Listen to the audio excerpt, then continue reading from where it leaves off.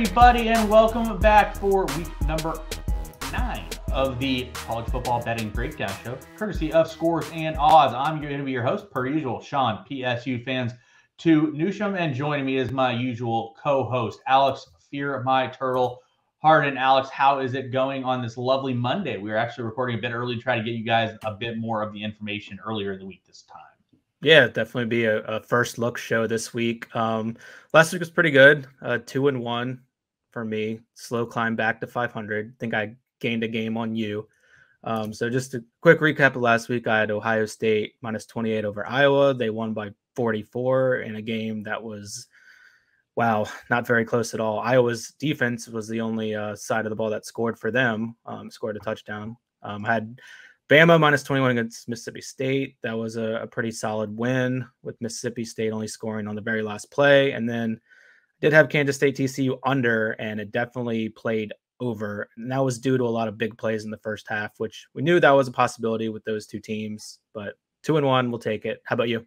Yeah, I mean, we talked last week about on the show. Like, I didn't know how I was going to score the points, and I mean, the answer was pretty clear. We just didn't talk about it. It's going to either be defense or special teams. They definitely weren't going to do it on offense, and they sure did not do it on offense.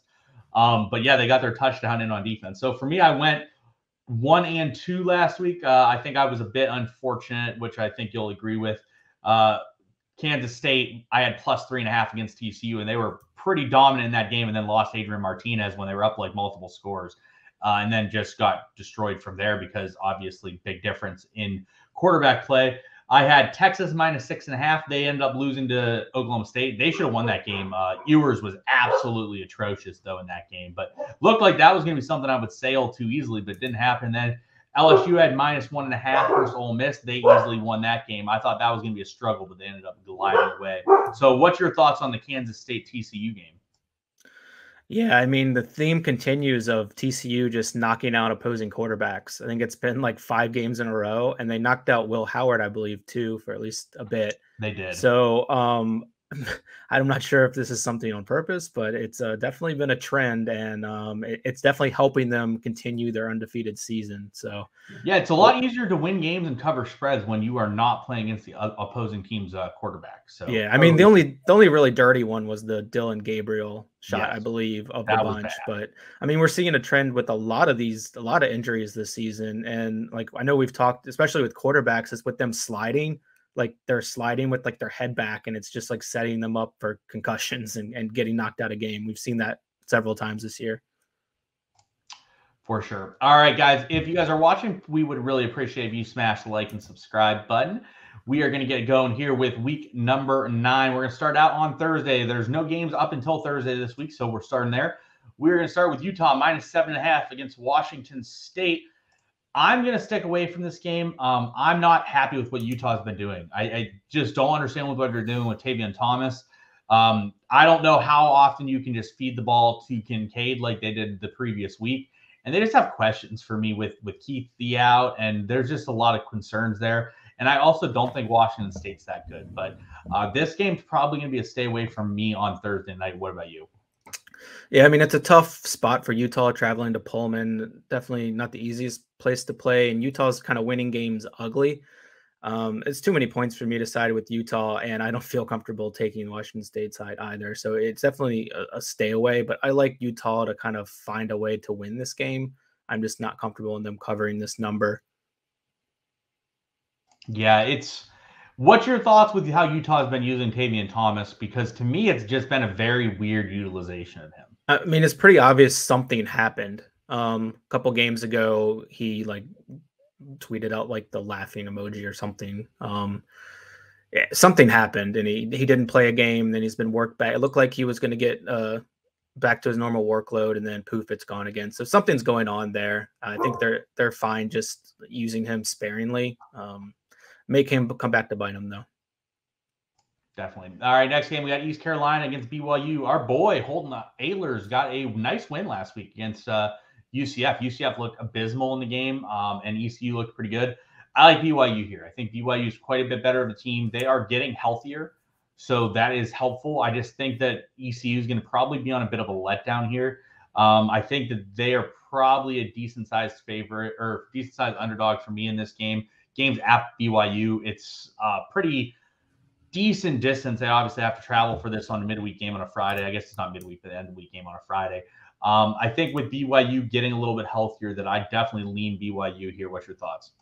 I think I agree with you. It's a letdown spot for East Carolina. It's also a bounce back spot for BYU. They went to Liberty and lost 41-14 last week. Like, I don't know how you get blown out by Liberty like that. So I think BYU is going to definitely bounce back a bit this week at home. And East Carolina is coming off a nice win against UCF, traveling across country. Seems like kind of a rough travel letdown spot. So you're getting a BYU at a pretty good number, in my opinion. So definitely like the -3. Yeah, it seems like just a pretty good number to look at. So I tend to like that. All right, next game, we have Ohio State traveling to Happy Valley to face my Nittany Lions. Final showdown for Penn State on the season here. If they lose, season is definitely over. If they win, I was actually talking to someone today about college football and how it's just kind of like the Penn State fan base is upset when you go 10-2, which I understand and also don't, because it's a good season. 10-2 is a good season. If you win 10 games, 11 with a bowl, like that's typically a good season. The issue is that the idea in college football is to win a national championship. In order to win the national championship, you have to play in the playoff. As soon as you lose 2 games, you are not playing the playoff, unless you are Georgia or Alabama. That's the only option. If you lose 2 games, realistically, you are not playing the playoff unless you are one of those teams. Yes, there may be a random spot elsewhere where that could happen, but it's realistically not happening. So I think that's where the sort of thought process comes, is that you just once you can't make the playoff, your season is effectively over from a full blown. Your goal of winning the national title cannot be there. So that's my thoughts on that, and sort of I could go into a long rant on how the Big Ten is scheduled and how the Big Ten is set up. Not because of Penn State. I think Ohio State, Michigan, and Penn State are all just set up to fail because of how the current Big Ten is set up. But anyways, here we go about this game. I think that Ohio State is a much better team. I think Ohio State is a dynamic offense. We saw Michigan absolutely abuse Penn State, and they are not a dynamic offense. They are reliant on the run game and pounding you on the ground, and they did that. They shut Minnesota down, who does the exact same thing. So that was a good response, I thought, for Penn State. However, they are not going to see another defense this season that is as explosive offensively as Ohio State, that can do things both on the air and the ground. I think Ohio State wins this game. I don't want to take over 2 touchdowns at Happy Valley for Ohio State, though. So I will be staying away from this game. What's your thoughts here? Actually kind of like Penn State in the points a bit here, and it's something that I'd wait and see if it could climb up to 17. Like, I think everyone's going to be all over Ohio State, and we've already seen some moves. The opening at 14, at some places it's up to 15.5. So if you can wait around and maybe get 16.5, 17, I think that's a pretty good spot to be in. Penn State, they're pretty good against the pass, even though they've allowed a lot of passing yardage. They've just faced a lot of volume. They're only 6.0 yards per pass attempt. So that's pretty good. I'm more worried about them being able to stop the run game here and keep them off schedule to force some tougher passing situations. But I think it's a pretty good environment for them, and it's a lot of points. So I would definitely side Penn State here. For sure. All right, next game. And I hope Penn State wins. I actually really want to go to that game. You and I were talking. I wish that I had less responsibilities on Saturday, because I really just want to drive to Happy Valley and watch that game. I would be much more into that if it was likely they were going to win the game. But if they were going to win the game, or Penn State had a better shot at winning the game, there's a good chance I would actually probably go to that game. All right, next game, we go to TCU. They travel to West Virginia to face West Virginia. I think it's a pretty big letdown spot for TCU. The issue for me here is West Virginia's been so bad. They got absolutely blown out last week. They just look terrible. So, I don't want to take TCU because I think this is a letdown spot. They continuously don't play against the starting quarterbacks for full games, which we've talked about. This spot, I just don't like either side. I'm not comfortable taking West Virginia, and I don't think TCU is going to be up for this game at all. So what's your thoughts here? Yeah, West Virginia plays much better at home. TCU might want to consider not injuring the starting quarterback here, since JT Daniels has not looked that impressive at all. And he's at least Garrett Green as their backup is a bit dynamic and can run a bit. So maybe just not hurt JT Daniels, and TCU will have a better chance to continue their undefeated season. But In terms of like 7.5 in Morgantown, that's kind of a rough number to cover. Like TCU hasn't been the most dominant 7-0 team, and I think the numbers, especially the advanced metrics, bear that out. They're kind of just coasting by, and this could be like a sneaky bump in the road for them. So similar to like the Utah game, it's just not a spot that I want to take the favorite, and I have so little confidence in the dog. I think the spread is about right, about a touchdown, and I just don't see any value in that number. For sure. All right, next game, we get Florida traveling to Georgia to face the Georgia Bulldogs. What is your thoughts here going to this one? I'll let you go first. Man, this is a spot where I just see like the typical like Anthony Richardson like sputtering offense spot. Like I don't really see how he's going to get much going. Like they have the athletes in the front and the linebacking core to keep him in check in terms of scrambles. And like, I don't think he's going to be able to break down this defense with like multiple reads on like passing routes or have the time to do such. So I don't think it bodes well for Florida at all. And on the flip side, like their rushing defense has been atrocious, and Georgia's just going to pound the ball and just move it at will. So if I like any side here, siding with Georgia, for sure. No interest in Florida. Yeah, I tend to agree. I mean, I'm not taking Florida. They've looked too disastrous at times this season to me, thinking that they will stay in this game. However, we've also seen Richardson look good. If Richardson looks good and comes to play in this game, I could see maybe something happening. He has that X factor that can sort of keep a game like this close. But man, I'm not putting my hat on that because that's just not where I want to go at all. All right, going out west, we have Oregon against Cal. Oregon comes in around minus 15.5. You see it open at like 13.5. It's moved to like 16. I like Oregon here. I am a little bit concerned about a letdown game here for Oregon. They looked really good against UCLA. And we've talked about it. Bo Nix looks good this year. Like, it's not just Bo Nix like is winning games and they're just getting the job done. Like Bo Nix looks pretty good running the offense here for Oregon. Goes to show how terrible the Auburn offense was that he was put into. So I'm glad to see him having a bit of success because of what we were obviously expecting from his college career, and it just didn't happen. So I would lean Oregon here. It's probably not a spot in which I would fully take it, though. So what's your thoughts here? Yeah, this continues the theme of like dominant like road teams that you just not there. You don't see any value in this game. Like Utah game, yeah, that should be like a touchdown game. The Oregon game, yeah, this should be like a two touchdown or so game. So for me, like the spread seems correct. And I don't really like laying that many points on the road off of a big home win for Oregon. So generally a stay away, but I do agree Bo Nix has looked pretty good this season. For sure. All right, next game, we go into what is pretty much the everyone's injured game. We have Oklahoma State against Kansas State. It's pick 'em. As you see, it's moved a little bit towards Kansas State. I would probably be staying away from this right now. There's too many uncertainties unless you are pretty sure of what you're going to get from the Adrian Martinez injury. If Adrian Martinez is out, I want Oklahoma State side. If he is in, I'd probably lean the Kansas State side.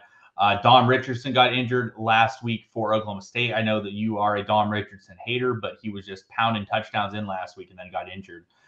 Spencer Sanders does not look the same to me. He looks way different than he did 3 or 4 weeks ago. Watching the games, his arm strength just doesn't look what it was. His mobility just looks off. So I think that he just is carrying around a lot of injuries right now for Oklahoma State. And I don't think it's going to stop here. And I don't think they can shut him down, obviously, because they're 6-1, still fighting in terms of the season. So I will likely stay away from this game. What's your thoughts here? Yeah.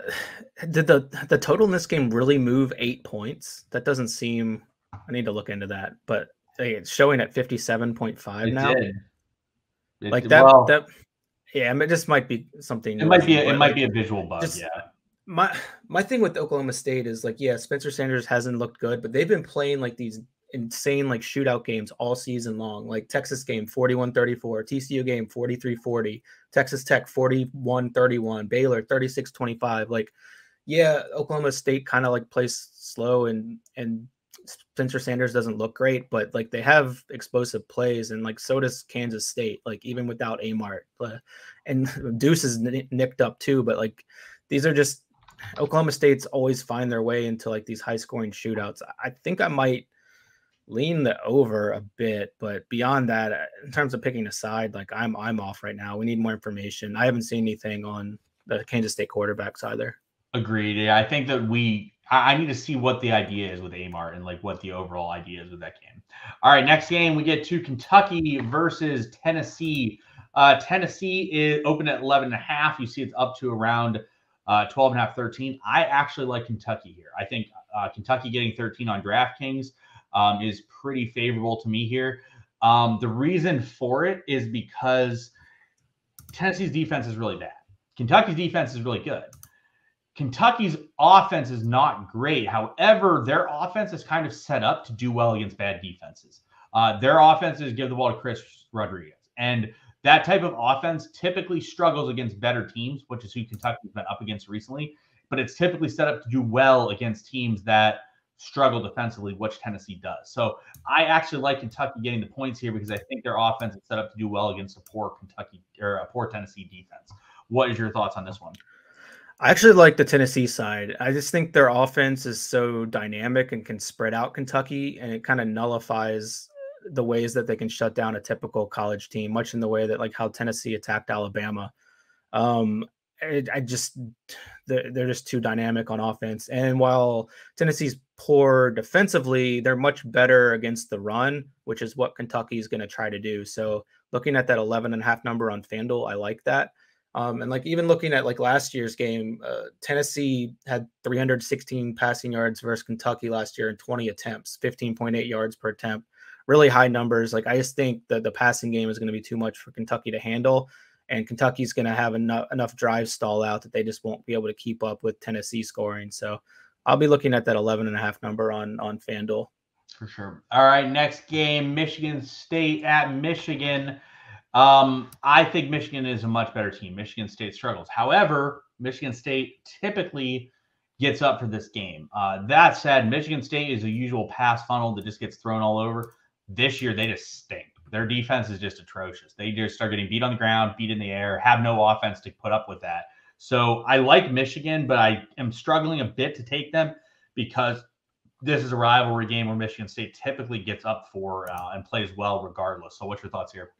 Yeah, the number looks right to me, but I agree. Michigan State like wants to be a pass funnel defensively, but they're definitely an everything funnel this year. JJ McCarthy's look pretty efficient for Michigan. Does make some mistakes occasionally, but this is going to be a situation where they're going to get his confidence up this game, because you see every game against Michigan State, it's just like pitch and catch. Like receivers are open by 5 yards, and he'll be able to hit his guys, get a good thing going. I think Ronnie Bell could be in line for a pretty big outing here. But yeah, I see Michigan rolling to a comfortable 3-touchdown win. I don't see any value on 21, but I definitely would not be taking the dog here. Yep, agreed. All right, next game we have Baylor against Texas Tech. As you see, it opened at 2.5. It's still right around 2.5. Baylor looked really good last week. Baylor played an okay game. They should have probably ran the ball even more efficiently than they did and not try to pass the ball. I just don't love Shapen. I just don't think Shapen's the best. Watching Richard Reese, though, Richard Reese looked great against Kansas. Quaylon Jones is not very good, but Richard Reese is. So if they give the ball to Richard Reese 30 times, I think they have the idea. I just think Texas Tech is a bit better offensively and a bit more able to perform offensively. They finally went to Baron Morton, who is their best player. I am the best quarterback, in my opinion. I am concerned they go back to Tyler Shough here. I do think we are done with Don Smith. I don't think they're going to go back to Don Smith. So what's your thoughts here on the Baylor-Texas Tech game? I like the Baylor side a little bit. I like the 3 points on FanDuel. Everywhere else is 2.5. So if you're in line with my thinking, definitely bet this on FanDuel. They're just a really well-rounded team, and I feel better about them showing up week to week as compared to Texas Tech. I'm a big fan of the Kitley offense that they run. So it's nothing against Texas Tech. It's more of just liking what Baylor's doing so far and being a more reliable team, in my opinion, at this point. But should be a pretty good game.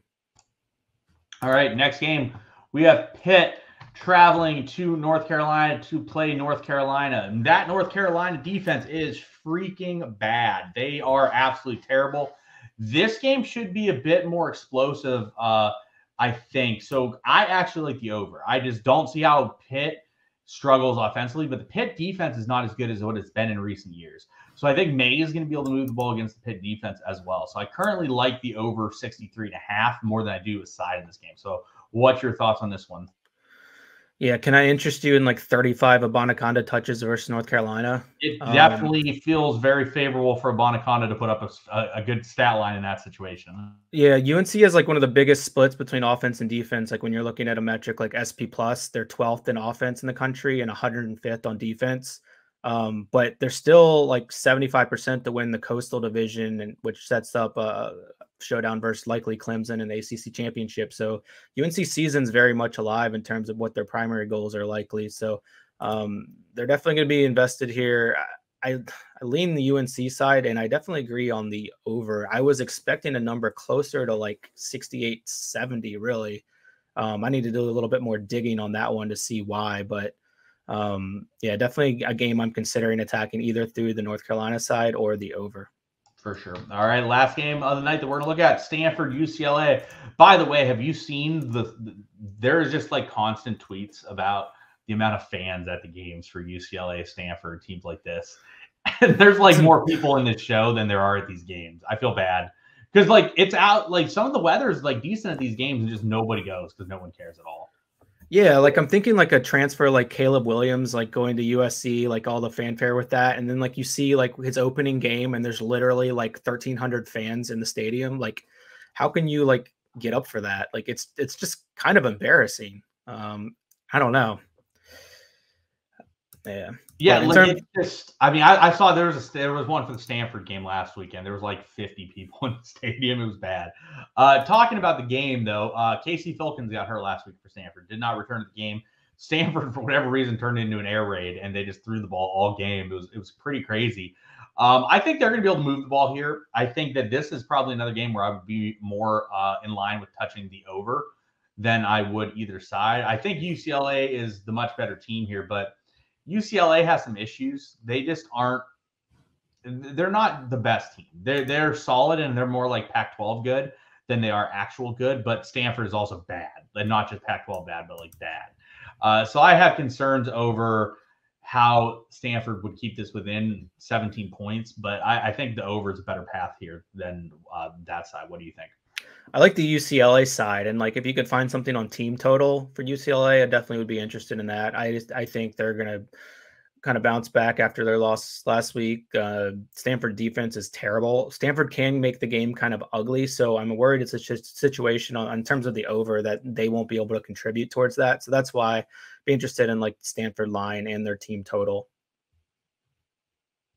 Yeah, definitely. I mean, I definitely can see the UCLA side. I would probably lean UCLA if I was touching it, but I'm just sticking with it. All right, guys, that's going to wrap it up for all the games we're talking about today. Again, if you guys are watching, we would really appreciate you guys smashing the like and subscribe button on YouTube. It really helps us out, so we definitely appreciate that. Quick overview going into the Week 9 bets. So I like BYU -3 versus ECU. I like Kentucky +13 versus Tennessee, and I like the over in the Pittsburgh UNC game at 63.5. So Alex, what 3 games do you like? I am going with Penn State +14.5. Tennessee -11.5 on FanDuel, and UCLA -15.5 on MGM. So those are my 3 bets. We actually have a negative middle setup between how the betting is, Alex. If the Tennessee game ends at a 12-point win for Tennessee, we will both lose. Uh-oh. Yep. So definitely lock that in this week. But we're back on a side and giving Alex another chance to make up a game here by going on the opposite side of him. I'm not playing it safe despite my lead against him on the season so far. All right, everyone, that's going to wrap it up for us this week. Good luck to you guys this weekend. We hope you get some good results. For Alex, I'm Sean. We'll see you guys next week. See you.